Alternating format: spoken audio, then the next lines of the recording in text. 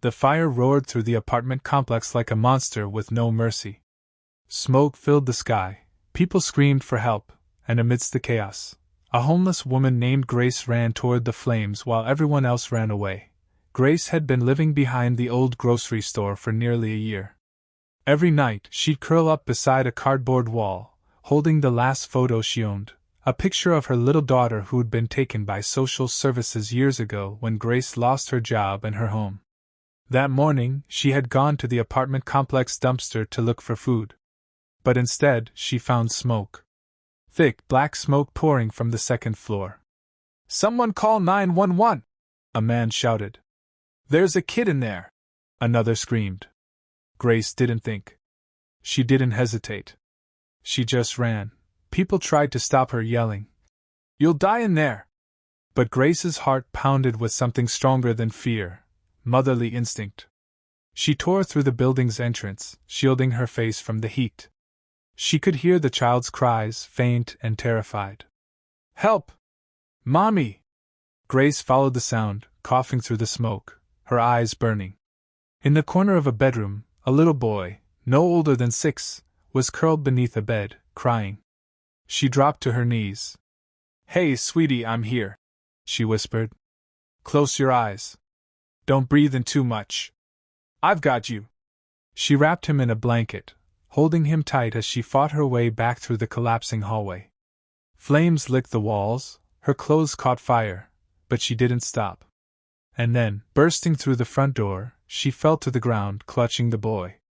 People rushed forward to grab him, putting out the flames on her sleeve. The crowd gasped as the boy's mother screamed and embraced him. Grace smiled faintly, barely conscious. Then everything went dark.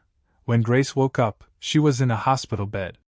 Her hands were bandaged, her throat dry, her lungs aching from smoke. A nurse smiled at her. "You're a hero, you know that?" Grace shook her head weakly. "I just couldn't let him die." The nurse's smile softened. "The boy's fine. You saved his life." Grace looked out the window. For the first time in a long time, she felt something warm inside, something she thought she'd lost: purpose. Later that evening, news outlets had already picked up the story. "Homeless woman risks life to save child from fire."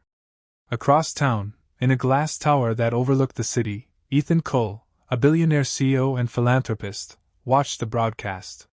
He froze. The photo of the woman on the screen, soot-covered, wrapped in a hospital gown, made his heart stop. He whispered, "Grace?" He hadn't seen her in 7 years. Years ago, Ethan and Grace had worked at the same company. She was a brilliant assistant, hardworking and kind, who always brought him coffee with a smile, even when life had beaten her down. She'd left suddenly after her husband's death, and no one had heard from her since. Ethan had tried to help, but she'd disappeared into the cracks of the city. And now, she'd resurfaced, not as an employee, but as a hero. He didn't wait. He told his driver, "Get me to the hospital. Now." When Ethan arrived, Grace was sitting by the window, staring at the sunset. "Grace?" he said softly. She turned, and her eyes widened. "Ethan." He approached, visibly emotional. "I can't believe it's you. I thought you were gone." Grace smiled faintly. "Guess I was, until today." He shook his head, his voice breaking. "You saved my son, Grace." Her eyes widened. "Your son?" "Yes," he whispered. "That little boy, you saved my child." Grace covered her mouth in shock. Tears welled in her eyes. "I didn't know." He took her hand gently. "You saved the only thing that matters to me. You saved my world." Ethan sat beside her, silent for a long time.